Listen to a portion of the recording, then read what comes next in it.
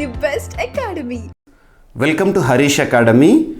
ఈరోజు వార్తలు నిలిచిన జాతీయ అంతర్జాతీయ రాష్ట్రీయ అంశాల గురించి, వార్తలు నిలిచిన వ్యక్తులు, అవార్డులు, పుస్తకాలు, మరి క్రీడా సంబంధిత సమాచారం, ఒక్కొక్క అంశాన్ని వివరంగా తెలుసుకుందాం. ఈరోజు ఫస్ట్ టాపిక్ వచ్చేసి ఇటీవల తరచూ విపత్తుల కారణంగా, వరదల కారణంగా, కొండ చర్యల కారణంగా వార్తలు నిలుస్తున్న రాష్ట్రం కేరళ. ఇటీవల వయనాడులో సంభవిస్తున్న వరదలు పెను విషాదంగా నిలిచాయి. మోర్ దాన్ 250 మెంబర్స్ చనిపోవడం జరిగింది ఇప్పటికీ ఈ వరదల్లో కొట్టుకుపోయి. గాడ్స్ ఓన్ కంట్రీ అంటాము, లేదా హెవెన్ ఆన్ ద ఎర్త్ అంటాము, అటువంటిది ఆల్వేస్ గాడ్స్ కర్స్ కంట్రీగా మనం చూస్తాం కేరళని. తరచూ వరదలు సంభవించడం, ఏదో ఒక విపత్తు కారణంగా సమస్యలు చిక్కుతూ ఉంటుంది. లేదా ఏదైనా ఒక కొత్త వ్యాధి లేదా కొత్త కేసు నమోదైంది అంటే కేరళ రాష్ట్రంలో నమోదవడం మనం అబ్జర్వ్ చేస్తూ ఉంటాం. ఇవన్నీ మనం డిస్కస్ చేస్తూనే ఉన్నాము. 2018 సంవత్సరంలో కేరళ రాష్ట్రంలో సంభవించిన వరదలు, వాటి యొక్క ఆనవాళ్ళు అనేవి, ఆ వరదల కారణంగా మిగిలిపోయిన ప్రాంతాలు అనేవి నేటికి కూడా కనబడతాయి. అంతేందుకు 2018 సంవత్సరంలో సంభవించిన వరదల కారణంగా ఒక సినిమా తీశారు, 2018 మూవీ. ఆ మూవీ అనేది అంతర్జాతీయ స్థాయిలో గుర్తింపు పొందింది. చాలా వరకు కూడా సాడ్గా మనం చూస్తూ ఉంటాము. అటువంటిది రీసెంట్గా కేరళలో సంభవించిన వరదల నేపథ్యంలో ఇటీవల కేరళ రాష్ట్రం తరచూ విపత్తుల కారణంగా ఇబ్బంది పడుతుంది. కాబట్టి మనకు డిజాస్టర్ మేనేజ్మెంట్, సో పోటీ పరీక్షలకు ప్రిపేర్ అయ్యే అభ్యర్థులు విపత్తు నిర్వహణకి సంబంధించిన అంశాలు చదువుకోవాలి. So national disaster management act 2005 గుర్తుపెట్టుకోండి. ఇక్కడ అబ్జర్వ్ చేస్తే కేరళను తరచూ వర్షాలకు సంబంధించిన విషాదాలు వెన్నాడుతున్నాయి. 2018లో ఈ శతాబ్దంలోనే, లాస్ట్ సెంచరీలోనే, అంటే 100 సంవత్సరాల్లోనే అతిపెద్ద విషాదం అనేది చోటు చేసుకుంది కేరళ రాష్ట్రంలో. ఆ తర్వాత రీసెంట్గా మంగళవారం నాటి ప్రమాదము మాటలకు అందకుండా ఉందంట. 2018 ఆగస్టులో వర్ష బీభత్సంతో రాష్ట్రంలో 483 మంది మరణించారు. 14.5 లక్షల మందిని పునరావాస శిబిరాలకు తరలించారు. 57,000 హెక్టార్లో పంటలు దెబ్బతిన్నాయి. దాదాపు ఒక సంవత్సర బడ్జెట్ అంతా కూడా దానికి ఖర్చు అయిపోయింది. 2019లో వయనాడులోని పుత్తుమలలో కొండ చర్యలు విరిగిపడి 17 మంది మృతి చెందారంట. 2021 అక్టోబర్లో ఇడుక్కి, కొట్టాయం జిల్లాలో కొండ చర్యలు విరిగిపడి 35 మంది మరణించారు. అండ్ 2022 ఆగస్టులో ఆకస్మిక వరదల కారణంగా 18 మంది మృతి చెందారు. 2015 నుంచి 2022 మధ్య దేశంలో కొండ చర్యలు విరిగిపడిన ఘటనలు 3,782 చోటు చేసుకుంటే ఒక కేరళ రాష్ట్రంలోనే 2,239 సంఘటనలు చోటు చేసుకున్నాయి అంట. గుర్తుపెట్టుకోండి. అండ్ సో వార్తలు నిలుస్తున్న వ్యాధులు, వాటికి అడ్డుకట్ట వేసే వ్యాక్సిన్ల గురించి ఎగ్జామినేషన్ పాయింట్ ఆఫ్ లో క్వశ్చన్ రావచ్చు. ఇటీవల హైదరాబాద్ కేంద్రంగా పనిచేస్తున్న బయాలజికల్ సంస్థ వారు తయారు చేసిన ఓరల్ పోలియో వ్యాక్సిన్కి WHO ప్రీ క్వాలిఫికేషన్ ఇవ్వడం జరిగింది, అంటే గుర్తింపు పొందడం జరిగింది. WHO అంతర్జాతీయ సంస్థ, జెనీవా, స్విట్జర్లాండ్ కేంద్రంగా పనిచేస్తుంది. ఆ సంస్థకి ప్రస్తుతం టెడ్రాస్ అదనం గారు విధులు నిర్వర్తిస్తున్నారు డైరెక్టర్గా. సో ఇక్కడ ఓరల్ పోలియో వ్యాక్సిన్ పేరు ఏంటంటే NOPV2. NOPV2 ఇటీవల వార్తలు ఇచ్చేది ఒక ఓరల్ అంటే నోటి ద్వారా ఇచ్చే పోలియో చుక్కలు. మరి దీనికి సంబంధించి ఎవరు తయారు చేస్తున్నారంటే మనకు బయాలజికల్ సంస్థ. దానికి WHO నుండి ప్రీ క్వాలిఫికేషన్ గుర్తింపు అనేది దక్కింది. ఓకేనా. సో ఈ గుర్తింపుతో బయాలజికల్ సంస్థ తయారు చేస్తున్న వ్యాక్సిన్ల పరంగా చూస్తే ప్రీ క్వాలిఫికేషన్ గుర్తింపు గల టీకాల సంఖ్య 10కి చేరిందంట. అండ్ కుక్క కాటుతో ఒక్క ఏడాదిలో 286 మరణాలు సంభవించినాయని రీసెంట్గా పార్లమెంట్ సమావేశాల్లో లోక్సభకు కేంద్ర ప్రభుత్వం ఇచ్చిన అఫీషియల్ ఇన్ఫర్మేషన్. 2023 సంవత్సరంలో డాగ్ బైట్ తరచు మనం చూస్తూ ఉంటున్నాం. కుక్కలు చాలా ప్రమాదకరంగా మారుతున్నాయి. అలా కుక్క కాటు వల్ల 286 మంది చనిపోయారంట. మరి మొత్తం కేసులు ఎన్ని నమోదైనాయట 2023 సంవత్సరంలో? కుక్క కాటు కేసులు అంటే 30.5 లక్షల కేసులు నమోదైనాయి అంట. సో ఇది అఫీషియల్ డేటా. కేంద్ర ప్రభుత్వం సంబంధించి రీసెంట్గా కేంద్ర మంత్రి రాజీవ్ రంజన్ సింగ్ గారు లోక్సభకు లిఖితపూర్వక సమాధానం ఇచ్చారంట.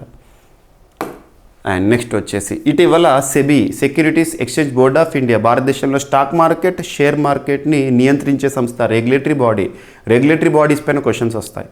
సో ఇక్కడ సెబీ చరిత్రలో మొట్టమొదటి మహిళా చీఫ్గా మాధవి పూరి బచ్ గారిని మనం నేర్చుకున్నాము. సో ఇక్కడ సెబీ ఇటీవల లాంచ్ చేసిన ఒక chat bot virtual chat bot పేరు ఏంటంటే సేవా.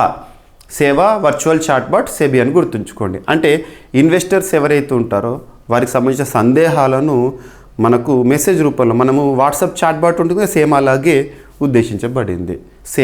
సేవా చాట్బాట్ వర్చువల్ అసిస్టెన్స్ అనేది ఎవరు తీసుకొచ్చారంటే సెబీ, గుర్తుపెట్టుకోండి.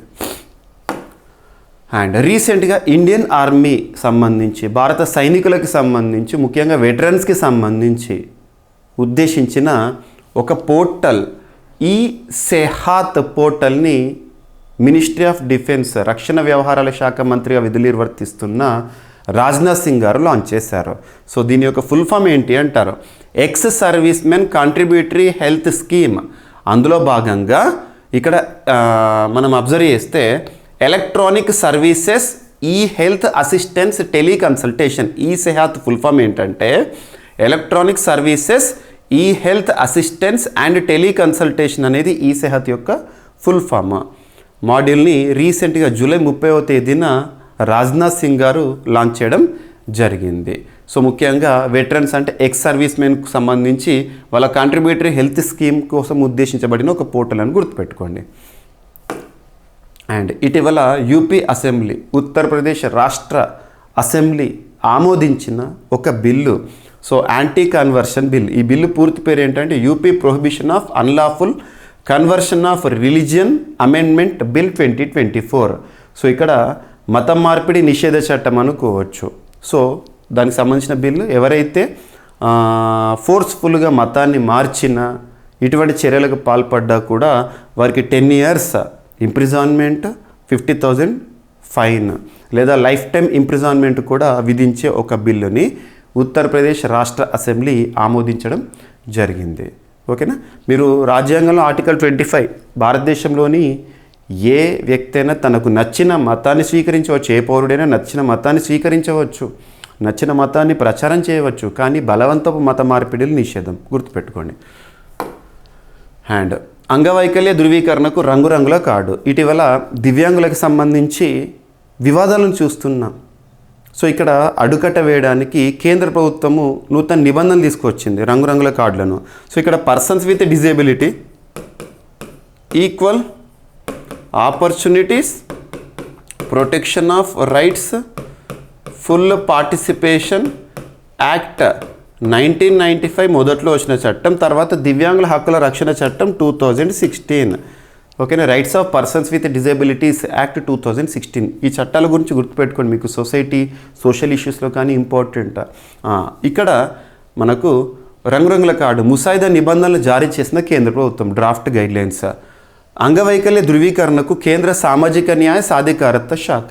ఎప్పుడైనా గుర్తుంచుకోండి, దివ్యాంగులకు సంబంధించి కానివ్వండి, ట్రాన్స్జెండర్కి సంబంధించి కానివ్వండి, వృద్ధులకు సంబంధించి కానీ పాలసీస్ కానీ పథకాలు కానీ వార్తలు చూస్తున్నామంటే కేంద్ర ప్రభుత్వంలో ఏ మంత్రిత్వ శాఖ పరిధి నుండి వస్తాయి ఎక్కువగా అంటే ministry of social justice and empowerment, కేంద్ర సామాజిక న్యాయ సాధికారత వ్యవహారాల మంత్రిత్వ శాఖ. ఓకేనా. కొత్త నిబంధనలు రూపొందించింది. ఇందుకు సంబంధించిన ముసాయిదాను ప్రజాభిప్రాయం కోసం విడుదల చేసింది. దీని ప్రకారం వైకల్య ధృవీకరణ పత్రం కోసం దరఖాస్తు చేసుకునే వారికి 4 రకాల కార్డులు జారీ చేయనున్నారంట. వైకల్యం 40% లోపు ఉంటే వైట్ బ్యాండ్ కార్డు, 40 నుండి 80% వరకు ఉంటే ఎల్లో బ్యాండ్, 80% ఆ పైన ఉంటే బ్లూ బ్యాండ్ కార్డులు జారీ చేయనున్నారంట. వైకల్య ధృవీకరణ పత్రం కోసం దరఖాస్తు చేసుకునేవారు ఇది వరకు చిరునామా, 2 పాస్పోర్ట్ సైజులు ఫోటోలు, ఆధార్ కార్డు సమర్పించాల్సి ఉండేది. ఇప్పుడు అందులో కొంత మార్పు చేసి గుర్తింపు కార్డుగా చేర్చారు, గుర్తుంచుకోండి. అండ్ మొట్టమొదటి అనే అంశంతో ఒక మహిళ, ముఖ్యంగా రక్షణ బలగాలకు సంబంధించి వార్తల్లోకి వచ్చారు. ఆర్మీ మెడికల్ సర్వీసెస్ డీజీగా తొలిసారి ఒక మహిళా అధికారి నియామకం. సో ఇక్కడ తన పేరు ఏంటంటే సాధనా సక్సేనా.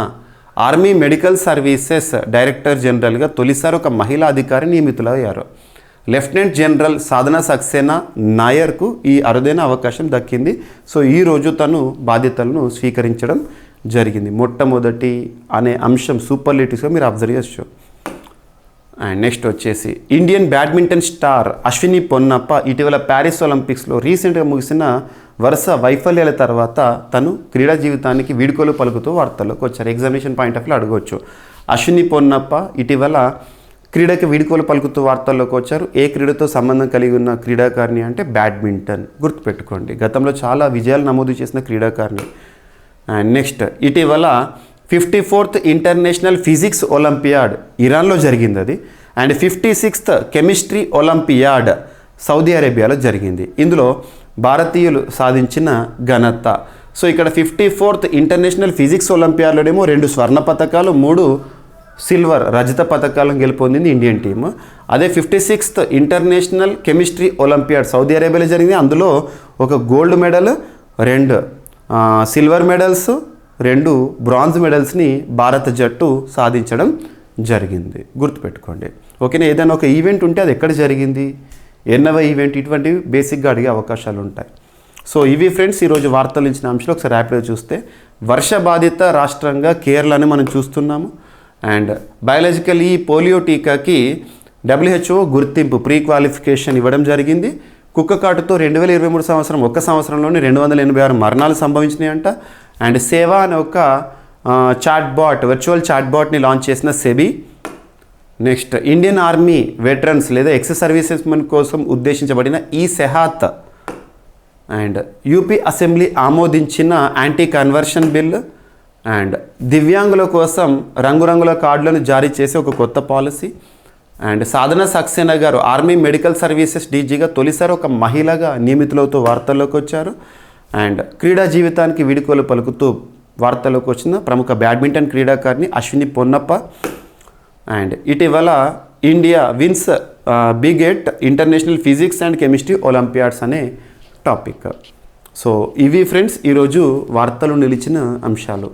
మిస్లేనియస్ అంశాలు మిగిలిపోతే రేపటి క్లాస్లో జోడించి మరొకసారి నేర్చుకుందాం. రేపు కలుద్దాం. Thank you.